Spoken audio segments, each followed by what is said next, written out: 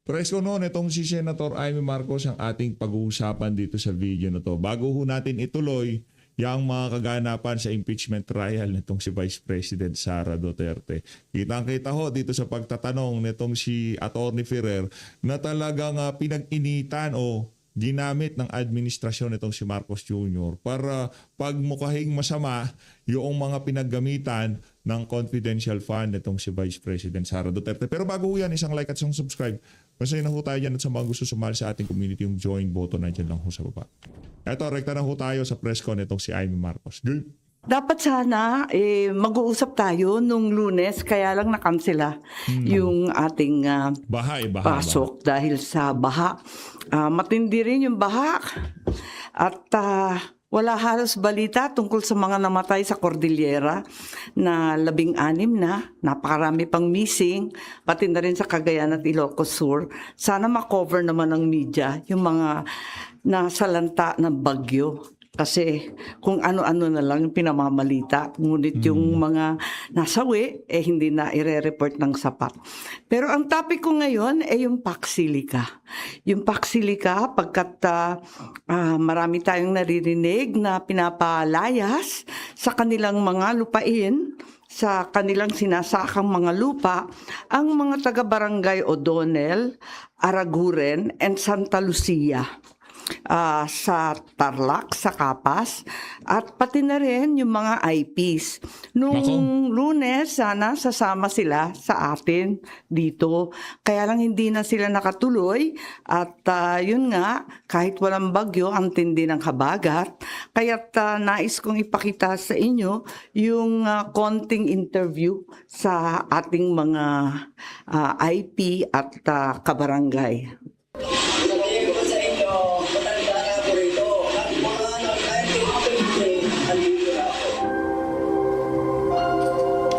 Kinausap naman niyo po yung kung hindi ho.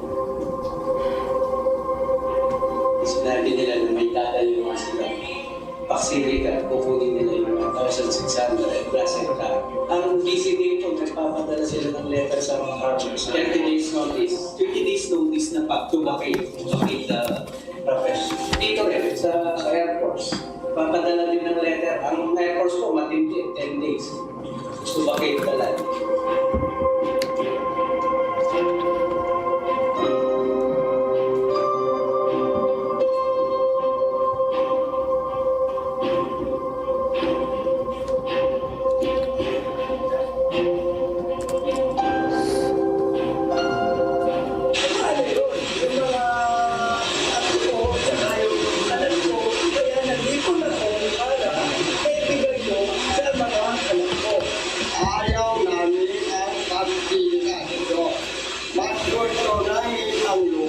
Kaya nga dapat dali na lang sa Naga yung Pax-Silica at dinadala dyan sa lugar na yan, di ba? Ano yung mga tao dyan? Yan ay dito kayamanan ng ating mga kabarangay. Ayaw namin ang Pax-Silica. Gusto namin lupa. Actually, yung nag-umpisa kasi yan siya sa nung may tumulit ng mga farmers dito sa may sitio, Binyayan, na May IP. sila kasi nagsabi daw yung PCDA na magsusulat sila sa loob. Then tinanong namin para saan. Kinausap ko lang personal sila. So ang instruction niya, magtawag ka sa mga PCDA. Sinabi nga nila na itatayo yung Pax-Silica. Nako? Ang nangyari po kasi is walang public consultation, walang public coordination sa LGU, ang BCDA regarding sa itatay ko nila. Kinausap naman ako yung punong BCD already. Hindi ho. Nagbigay lang sila dito. Nung tawagan mo namin sila after a week tayo, more than a week, dumating yung staff nila dito, si Ma'am Cesar. Sinabi nila na may tatayo sila. Pax-Silica, kukunin nila yung 1,600 plus hectare. So, ginawa po ni CAP is nagkaroon kami ng public consultation, parang LGU at saka mga farmers, hindi kasama yung BCDA. Tinanong namin yung saloobin nila kung matutuloy yung Pax-Silica, ano yung plano nila. Ang pinupunto lang ng LGU, i-educate kami ng Pax-Silica at saka ng BCDA.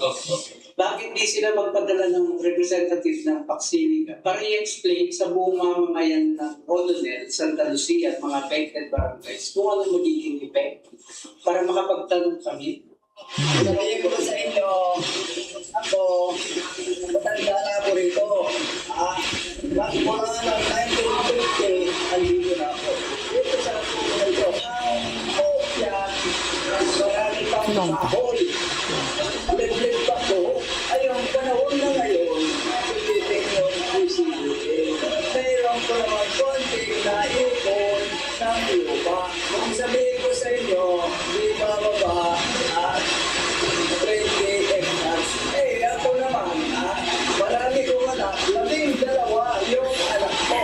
Dalawa. Kung nandito ka, meron ka naman pagbibigyan.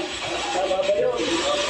Yun, dumating yung DCPA, ang gusto nilang bayaran yung 5 hektarya. Paano yun?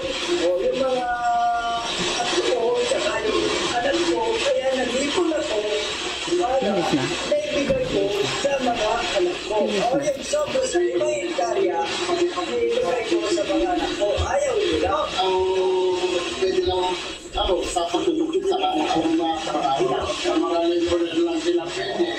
Habang nandiyan ang akili ka, may trabaho. Pag natapos na yung akili ka, wala ng trabaho. Paano ang tao mamamayan ng pagkabigayan? Yung mababa ang pinag-aralan. Kaya po, sana, pinanawagan kami kay Madam Senator Amy Marcos na matulungan kami dito sa Tito Bigayan. Barangay o doon dapat sabla. Yun lang po, hindi namin sa kanya. Tulungan niya kami. Hindi kong mga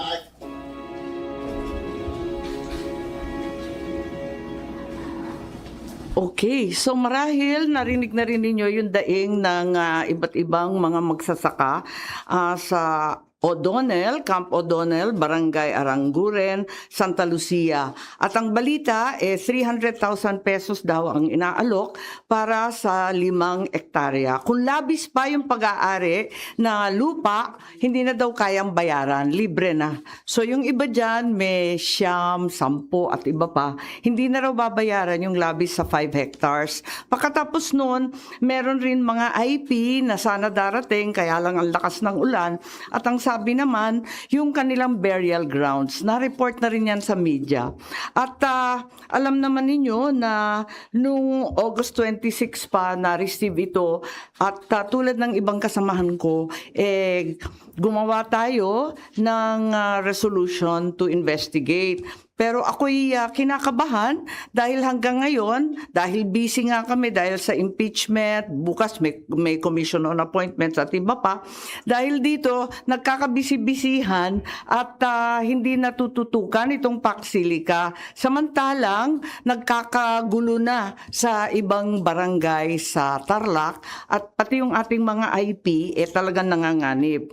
Ngayon, marami nang nasabi tungkol sa Paxilica. Nagulat ako at natanggap ko sa aking komunikasyon ang isang alleged draft architecture of a proposed ESC framework in the Philippines. Sinasabi na ito yung dokumento na pinaiikot ng DOJ for approval ng iba't ibang mga kasamang mga department. At ang tinutukoy nito, ang sinasabi, ito yung framework layer by layer, revised configuration. So, ang nakakagitla lang dito, bakit kinakailangan ng tinatawag na joint venture to own the land? Hindi ba Pilipinas ang may-ari ng lupa? Bakit hindi BCDA or di kaya yung iba't iba pang GOCC na 100%? Nakakakaba ang nakasulat dito dahil kahit sabihin pa nila na 60-40 yung joint venture sa land ko at 60% yung Pilipino, yung 40% halos may-ari na ng lupa. Nagiging master tenant siya at siya na ang mamamahala sa pagpapatakbo nitong special eco zone. Kung talagang kailangan ng JV, bakit may master tenant pa? Hindi ba pwedeng normal na economic zone yan tulad ng iba, ng Subic, ng Clark, ng iba't iba pa? Bakit kinakailangan pa ng master tenant para sa leasing? Parang binigay na natin dyan sa land ko lahat ng kapangyarihan at siya na ang may effective control sa hub. At bakit ganon? The master tenant is not Filipino. The JV, 60% Filipino. Bakit bakit tini-turn over natin ang control sa mga dayuhan? 1,619 hectares, hindi na ito Pilipinas. Land co property na to for 99 years. So kahit sabihin nila na pumapayag at nasa batas natin na may 99-year lease at pwede naman yung lease sa ating sa konstitusyon, nakakakaba pa rin dito sa tinatawag nilang Layer 4 governance na magkakaroon ng joint zone authority and committee. Ito, makikita natin na lahat ng desisyon ay gagawin ng committee. Lahat ng desisyon tungkol sa mga leasing, sa management, at iba pa. So nakakapagtaka din kung paano makukuha ng JV yung 60% ng lupa. Alalahanin ninyo, 60% to ng 1,619 hectares, libre. Bakit hindi bibilhin?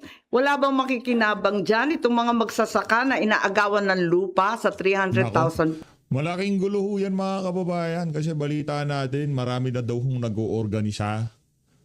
Diyan yung mga kababayan nating maaapektuhan ng paksidika na yan. Magulo ho yan sa totoo lang. Kahit ako naman, malimbawa, meron akong lupang sakahan dyan at yun ang pinagkakabuhayan ko, talagang pakikipaglaban ko yan. Ngayon, kung lalampas ng 5 hektarya, di nyo babayaran. Ano lang, 5 hektarya pababa lang. Hindi malaki problema natin doon. Diba? Ano yan, namana ko yan, saka lululuhan ko eh. Diba? Sabi nung ama ko ano mo yan, ipamana mo siya apuhan mo. Dahil yan lang ang meron tayo. Ayaw nating umasa sa gobyerno dahil pagka nataon, na-addict yung presidente, wala. Di ba, sinaining? Pesos? Yan na ba yan? Hindi ba dapat fair market value kung papayag silang magbenta? Pero nakita naman ninyo, sa kanila, mas mahalaga ang lupa at ginintuan talaga. If it's the BCDA who will own 60% of the JV and the foreign company will own 40%, hindi ba dapat bayaran yung 40% na yan? Kaya nakakalito. Have we surrendered arbitration, mediation? Dito ang liwanag na ibibigay na lamang sa tinatawag na bagong Pax Silica Court of Commerce. Ito sa New York. Isusurrender na ang kapangyarihan at jurisdiction sa New York. And under the U.S. Federal Arbitration Act. Hindi po ako tutol sa Pax Silica, liliwanagin ko. Inaasahan natin at kailangan natin ang investment, higit sa lahat sa high-level manufacture. Gustong-gusto natin pumasok ng AI at talagang makakatulong sa Pilipinas kapag nagkaroon ng libo-libong mga trabaho tulad ng ipinangako ng SONA. Kinakailangan talaga alamin natin to.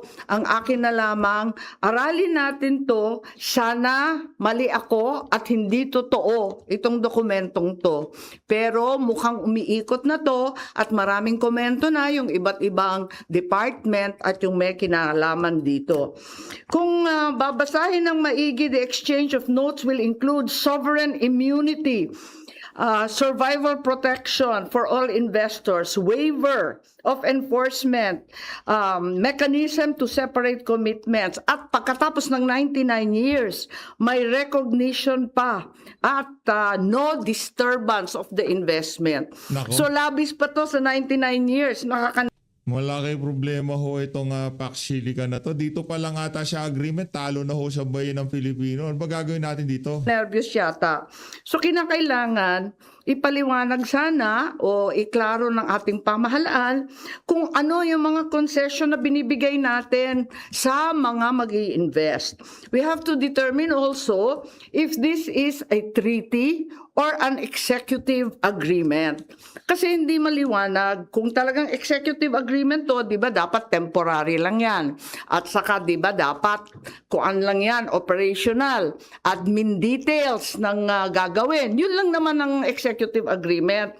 Pero kung babaguhin ang batas ng Pilipinas, kung napakahaba ng panahon na halos lampas pa nung 99 years, palagay ko, ibang usapan na yan at kinakailangan na tignan ng maigi at alamin kung talagang treaty ito. So ito yung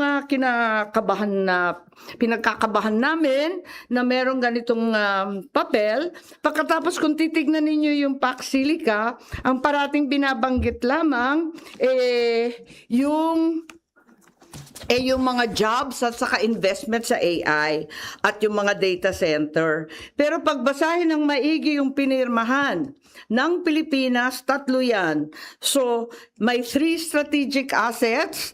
Ito yung critical mineral reserves. Yan yung natural resources ng Pilipinas na yun na naman sa ating konstitusyon, pag-aari ng Pilipino. Ikalawa, nandyan yung 5 decades of semiconductor assembly, testing, and packaging that could be upgraded. Pero kung i-upgrade, hindi ba dapat sabihin manufacture at saka may forge? Bakit assembly na naman? Napako na tayo dyan ng 1970s pa. Higit 50 years na tayo, puros assembly lang.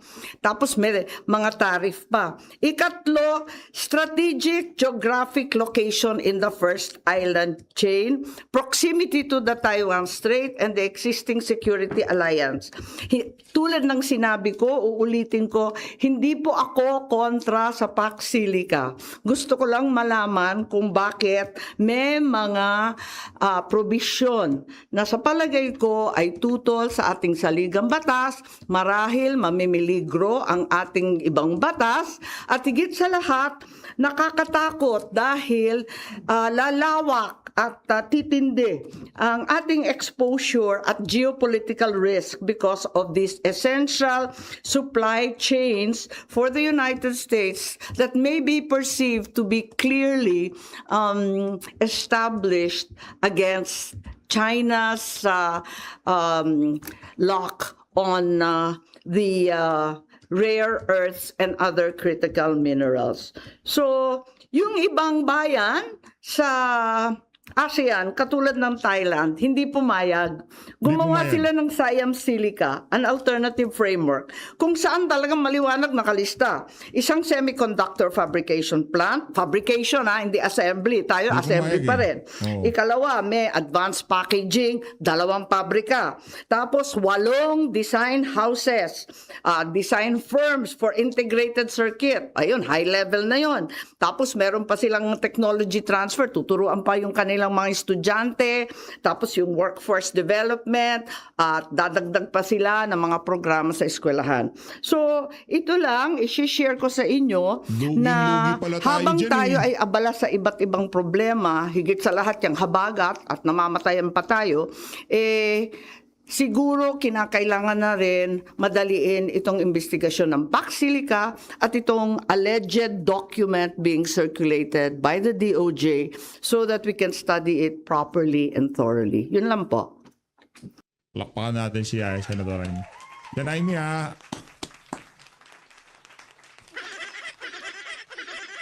gusto ko yung ginagawa mo na yan. I love it. I love it. Kung may lalabas sa saling ng batas, pwede po itong questionin sa Court of Law. Well, ang totoo, bali-balita lang to. Inaasahan ko na mali ako, na hindi tama itong dokumentong to. Pero mukhang ito na yung pinag-uusapan kasi nakakita na rin ako ng mga comment tungkol dito. Dinidiscuss pa naman to, hindi naman siya final. Nakakakaba lang kasi ifa-finalize daw by November. Ilang buwan na lang yun. Wala pang 3 buwan. Ifa-finalize na raw to. So, bago ma-finalize, pwede ba? Hihingi ako ng tulong ng media. I-expose po natin to para mapag-usapan, mapag-aralan ng labis-labis at talagang hindi tayo papasok sa tutol sa ating konstitusyon at mga batas. So ma'am, DOJ ang nagpapaikot nitong documents na ito. Yun ang sabi. Saan po mga ibang... Alam mo naman binigay lang yan sa akin. Alam mo naman, yung mga dagang dingding. Marami ako nun . At saan daw po mga ibang concerned government agencies agencies pinapaikot. Yes, at nagko-comment na raw yung iba, may nag-comment na rin daw tungkol dyan. At parang sang-ayon naman sila na okay siya. Para sa akin, sa tingin ko, nanganganib tayo dyan. Maraming nagsalita na tungkol sa tubig, no? Ang requirement ng tubig na talagang, ang sabi nga, umuulan na lamang kapag bumabagyo at kulang na kulang ang tubig. Isipin mo, lahat ng irigasyon. Ang Central Luzon ay rice granary ng Pilipinas. So, ano ba yan? Pag inubos yung tubig dyan, yung mga kaseknan, yung ating mga ambuklaw, lahat ng mga dam natin, lumang-luma na, nasisira pa. Ayun, at yan ang problema natin, yung tubig daw, kasi nga, nag-overheat lahat yung mga data center. Yung electrical, sabi 16% of the Philippine production of electricity will go to Pac Silica. Sa katutak na brownout yung Visayas at Mindanao, ibibigay pa natin yan. Pag-aralan natin maigi at ako'y kinakabahan dahil alam naman natin na hindi ganun kasimple. Ang hindi napapag-usapan pero klaro na nasa Pac Silica yung critical minerals processing.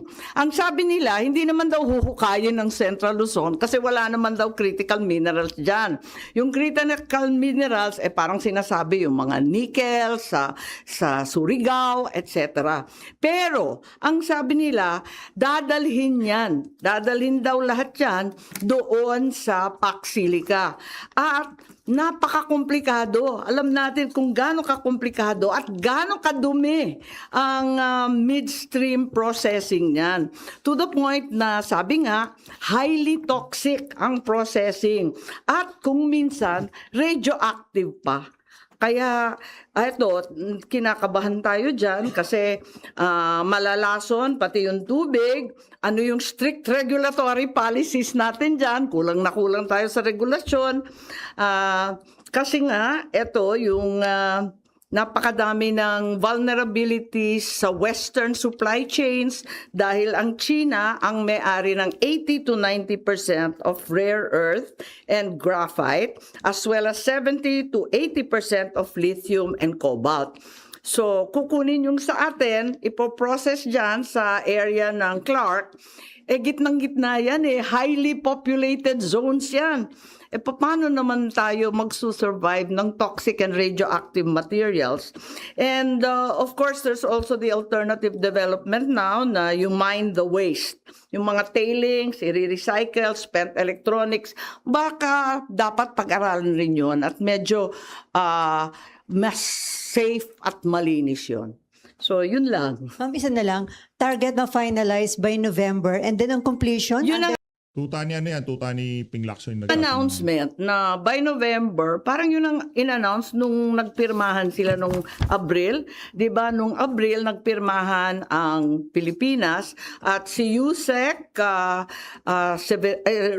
Rodolfo ng DTI-BOI ang siyang pumirma sa atin. Kaya lang, tinatanong ko, kung ganito kalaki, ganito kalawak, sapat ba ang isang Yusek, kahit isang magaling na Yusek katulad ni Yusek Rodolfo? Ang agreement nun kasi November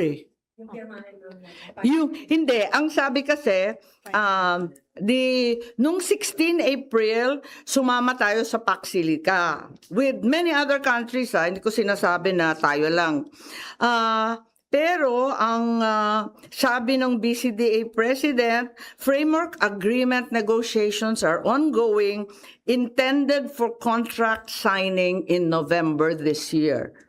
So ma'am, kapag nag-conduct ng Senate hearing, sino yung mga pangunahing dapat magpaliwanag dito? Well, unang-una, syempre, yung mga kausap natin na mga magsasaka ang tinuturo yung BCDA. Nako, Maliban sa BCDA. BCDA, siguro tanungin rin natin ang DTI. Halos lahat ang DND rin kasi at saka yung DFA, gangho na gangho sila. Ang DOJ kailangan rin kausapin kasi sinasabi, ang nagpapaikot daw nito ay DOJ. Pero sa pakiwari ko, yung pagkasulat niya, hindi siya sulat ng Pinoy. Wala. Nag-aalala lang ako kasi iba yung format. Parang hindi ko kabisado yan. First time ko nakakita, unang-una ginamit yung pangalan architecture. Di tayo gumagapa, di ba? Parang draft. Parang ganun, draft framework. Basta iba yung itsura ng pag Pilipino. Kilala natin yung sariling atin. Nagtataka lang ako saan to galing, kung talaga bang karapat-dapat na ikutin ito. At sana nagkakamali tayong lahat at hindi ito ang masundan. Total, hindi naman siya final pa eh. Hanggang November pa. Pero maikli na yung panahon. Kasi binigay na sa amin yung budget, busy tayo dito. Mamaya nakalimutan natin, pinirmahan na pala. Ma'am, are you asking Senate President Gatchalian po na gawin din itong priority? Kasi nga ma'am, sabi nyo, busy kayo sa impeachment trial, magkaka-budget deliberations pa, so very tight na po yung Oo naman, schedule. syempre nananawagan tayo sa Senate President at pati na rin sa mga department na aralin itong maigi. Kasi gustong-gusto natin na magkaroon ng malaking investment sa Pilipinas at tunay na gagawa ng trabaho. Pero kung ganito rin lang, parang nakakakaba. Baka mas peligroso pa to. Baka Kailan ba- malagay tayo sa alinlangan nito eh. Ma'am, kaya lang baka maging concern yung hindi pa po nabubuo yung committees as raised by Senator Rafi Tulfo Actually, last night. nabubuo na yung mga committee. Ang totoo, buo na naman yung committee. Ang problema lang namin kung ano ang mangyayari sa mga minority members na 3 na wala rito. Yun ang problema namin talaga. So may gusto na sabihin sa nataraanan mag-join yung minority sa mga politiko. May lista na kami. Nagne-negotiate lang kung paano gagawin dun sa 3 namin na hindi makapasok, hindi makapag-participate at ang sinasabi hindi rin boboto. Ano ibig sabihin, anong gagawin sa 3, meaning gusto nyo rin po maging members pa rin Yes, of sila? course. Kahit papano senador naman sila. Hindi naman sila nahatulan. Ba't naman ganyan? So negotiation pa po para maging members sila ng standing committees? Kasi ma'am, may chairman na pag ginawa ng chairman yung hindi dalawa. lang yung committee ang issue. Yung issue namin is yung participation. So medyo stuck up kami doon. Sa totoo lang. Pero di ba, Mas mahalaga kasi yun. But that's not what I'm here for. And I'm not competent to, sabi nga nila dyan, na not competent to answer. At kinakailangan siguro, hayaan muna natin na mag-caucus at matapos yung usapin. Pero ma'am, anong committees po dapat ang mag-hearing tungkol sa Pax Silica? Economic Affairs, Blue Ribbon? Or ano? Ang dami nga eh. Ang daming ang sangkot nito eh. Apakadami, pati agriculture, kailangan malaman kasi paano yung food security.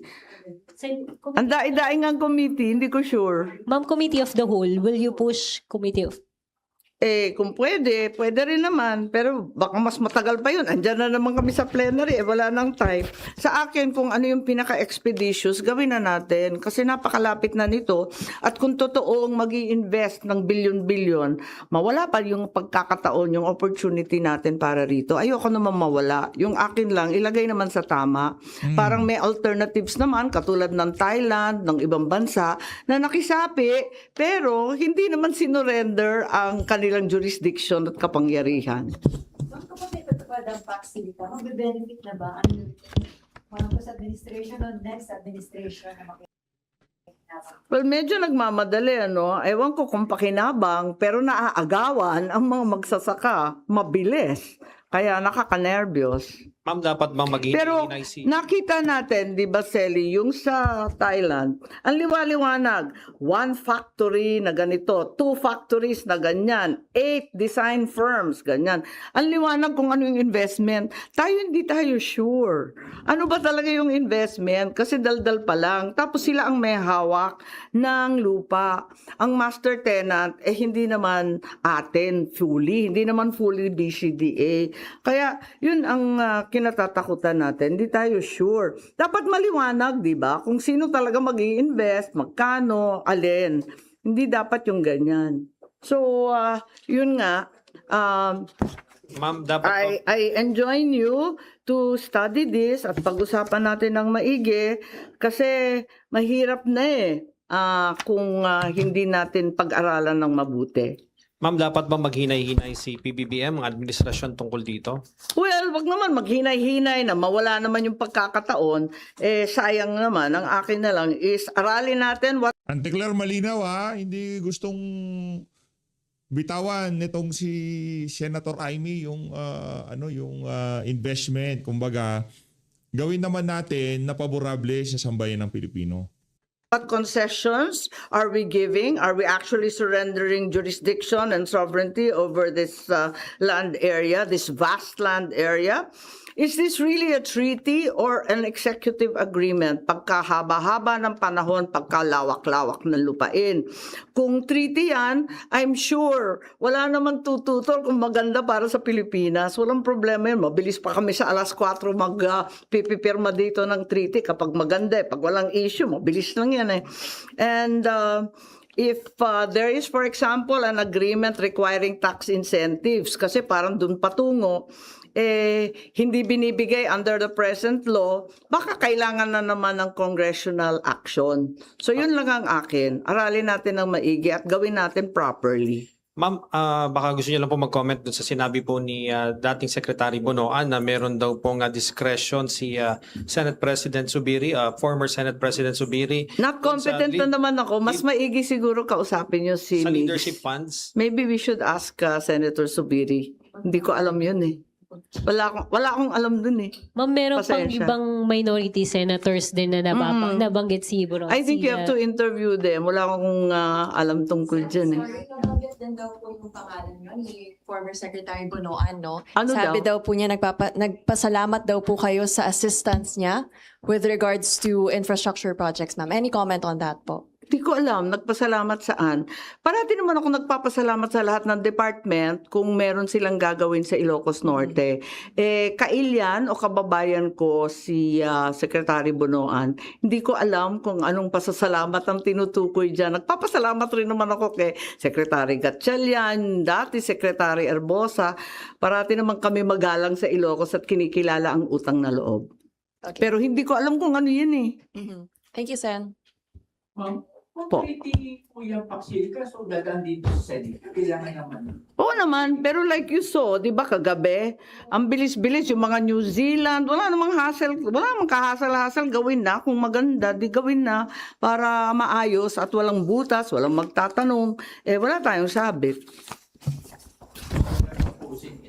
No, not at all. Siyempre, maganda yan Kung talagang magle-level up ang Pilipinas, maganda. Ganda. Pero ayoko na maging toxic and radioactive yung buong Central Luzon dahil sa critical materials processing. Ayoko mawalan tayo ng food security dahil wala ng tubig at yung mga lupa inangkin na nila. Tapos, anong gagawin natin pag inubos na 16% ng buong Pilipinas ng kuryente?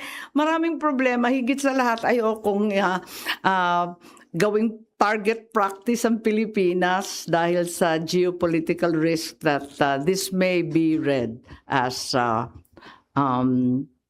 putting the Philippines. Mag-interject kayo kay Silent Daltamo mamaya. Kanina? Mag-clarify question kayo mamaya kay Silent Daltamo. Depende. Baka naman, marami na rin natanong yung defense, marami pang magtatanong. So, tignan natin. Ayoko naman paulit-ulit kung natanong na, edi tahimik na ako. Pero kung may bago pa at hindi pa natatakel, edi syempre, handa naman ako magtanong. Okay? Okay, ayun na nga mga kababayan, dito na natatapusin ang ating reaction video. Maraming salamat sa pagsuporta sa PH Update. Mag-ingat po kayo lahat. Mahal natin Pilipinas. Pambihira talaga. Oo, manluloko talaga tong administrasyon na to. Para sa Paksilica, kung gusto nyong magkaroon na maayos na agreement, hintayin nyo ang susunod na administrasyon. May yung kadil nyo dyan, adik, mahirap na. Diba? Baka ginugod time lang kayo dyan. Alam natin Pilipinas.